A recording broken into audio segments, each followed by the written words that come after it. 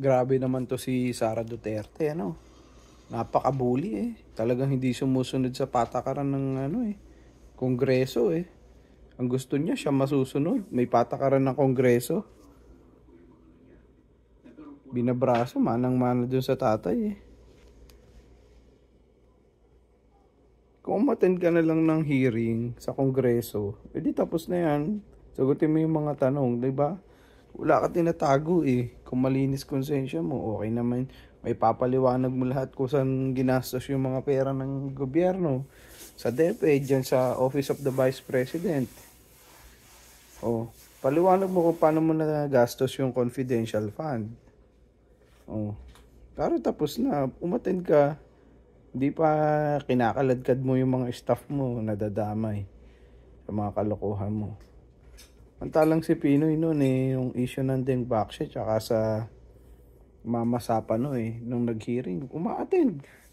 Puto, hindi nag ano, walang neck brace, walang wheelchair. Yung umaattend. Sinasagot yung mga tanong. O ngayon, itong mga tapang-tapangan na to, yung tatay balasubas eh. Ito balasubas din yung anak eh. Dapat to hindi nino-normalize ng Pilipino dito na tinotolerate ng mga Pilipino. Lalo na yung mga mambabatas natin. Dapat i-apply sa kanila kung ano yung dapat na batas. Pantay-pantay dapat. Hindi kung naging ex-president, naging presidente yan. Ikaw mo vice president yan, kung hindi ka naman marunong sumunod sa patakaran ng gobyerno mismo, ng kongreso, hindi ka umaattend ng sabina, hindi ka nag-take ng oath para mag-testify bilang resource person, maipaliwanag mo yung side mo, di ba? Tapos yan, tapos na yung issue na yan. Kung talagang kung talagang may doon mapapatunayan kung matapang ka, mag-testify ka. Kayo kung buli-bulihin nyo noon si Pinoy akala mo guilty agad. Tapos tong yung Sulaika Lopez na yan. Na-detain ka pa lang ng sa Congress ng 5 days. 5 days ka lang ide-detain. Nagkakanda iyak-iyak ka na. Samantalang si Leila de Lima, ilang taon niya nakulong, hindi naman niya guilty, hindi naman niya convicted. 7 years. Tapos kayo, 5 araw nagkakanda iyak kayo, I want my lawyer. Sumunod ka na lang. Samantalang isa wala. Pagka guilty talaga kung lahat ng pangaharas, lahat ng delaying tactics gagawin nyo Sana wag nating payagan yung mga ganito. Wag na nating suportahan yung mga ganitong klase ng politiko. Kaya nagkakanda leche-leche ang Pilipinas kasi tinotolerate natin yung ganito Tinotolerate nyo yung ganitong attitude ng mga yan.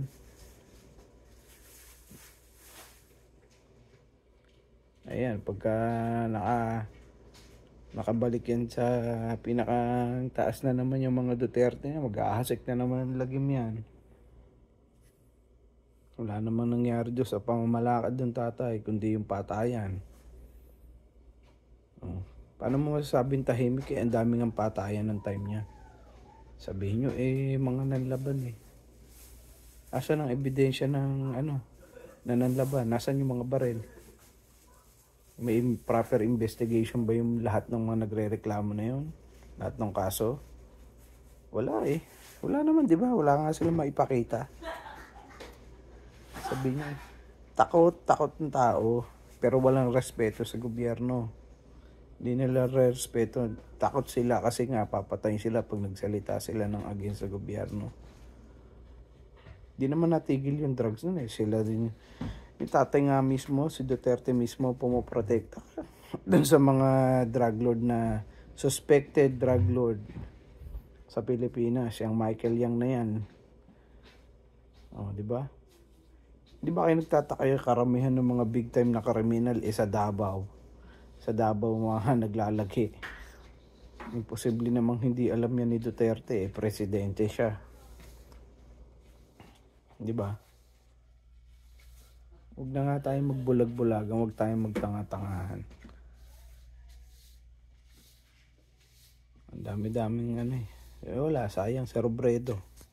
Sinayang nyo. Pero mas mahusay pa nga to si Bongbong, kahit pa paano may ginagawa Kahit na kriminal yan, talagang kriminal, civilly liable dun sa tax na hindi niya binayaran. Diba? Ang after hindi niya pa rin naman. Pero pasalamat na lang dahil kahit pa paano ginagawa niya yung trabaho niya, lalo dun sa issue sa West Philippine Sea mo. At talagang tumitindig siya laban sa China.